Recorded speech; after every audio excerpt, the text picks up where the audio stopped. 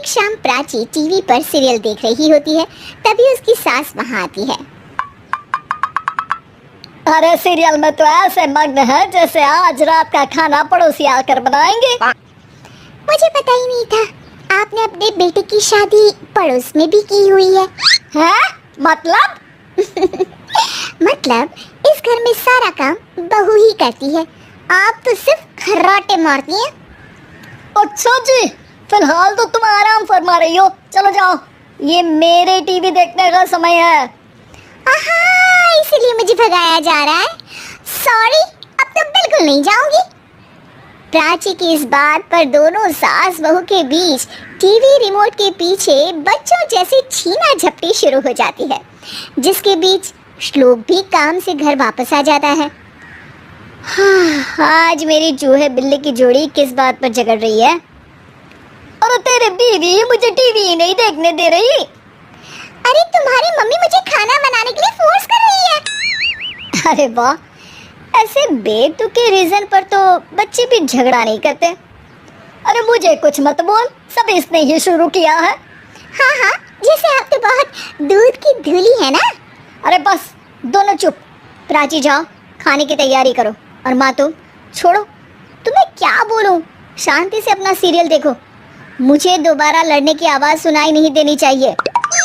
ऐसा बोलकर श्लोक वहाँ से चला जाता है, जिसके पीछे पीछे प्राची भी कुछ न कुछ बड़बड़ाते हुए रसोई में चली जाती है। हाँ हाँ, सासू जी को तो कुछ बोलेंगे ही नहीं, बस मुझ पर ही हुक्म चलता है, खाना बनाओ, जैसे मैं इनके घर में खाना बनाने के लिए आई हूँ।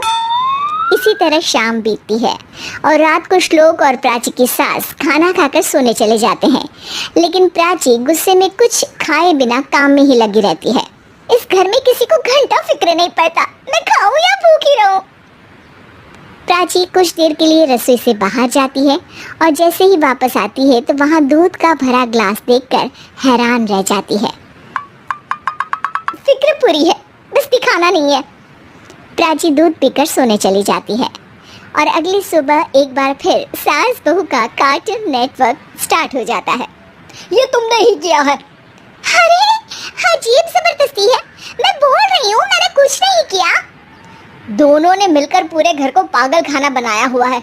यहाँ कोई नॉर्मल इंसान तो रह ही नहीं सकता, इसीलिए अब पड़ोसी क्या रिश्तेदार भी घर आने से कतराते हैं।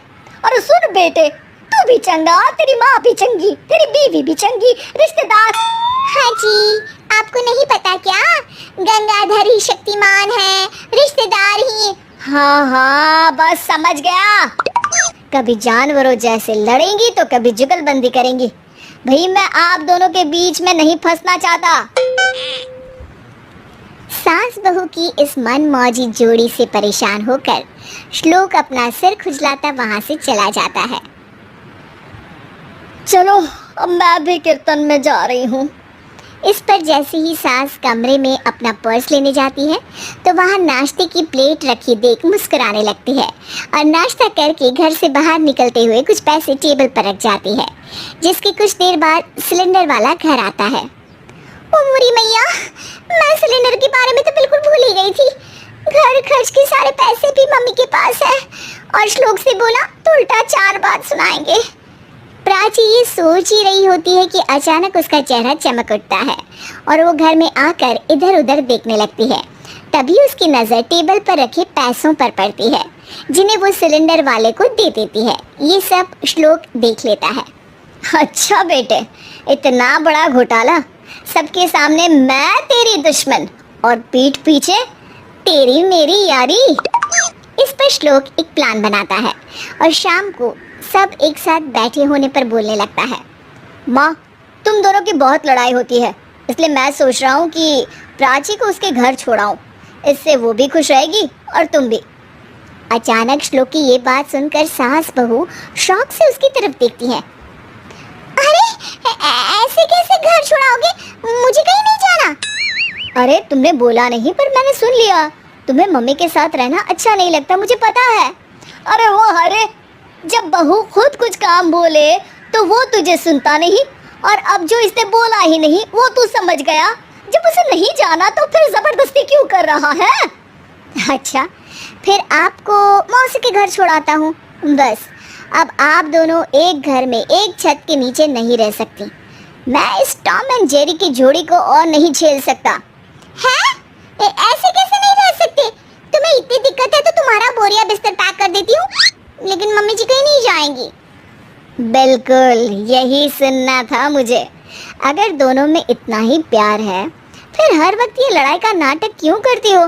देखा मैंने कैसे माँ किचन में दूध रखती है और तुम उनके लिए कमरे में नाश्ता रखती हो, और कैसे वो पहले ही तुम्हारी दिक्कत समझकर घर में पैसे रखकर बाहर जाती है।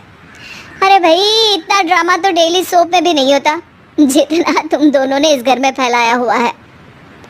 तू हमें टॉम एंड जेरी बोलता है ना, तो याद कर वो दोनों भी एक दूसरे को बाहर वालों की बुरी नज़र से बचाने के लिए हमेशा सबके सामने लड़ते थे, लेकिन अकेले में दिक्कत के समय मदद भी तो करते थे।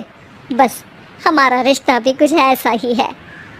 और वैसे भी अगर सास बहू में तू मैं नहीं होती तो दुनिया वालों को कहानियाँ कैसे मिलेंगी?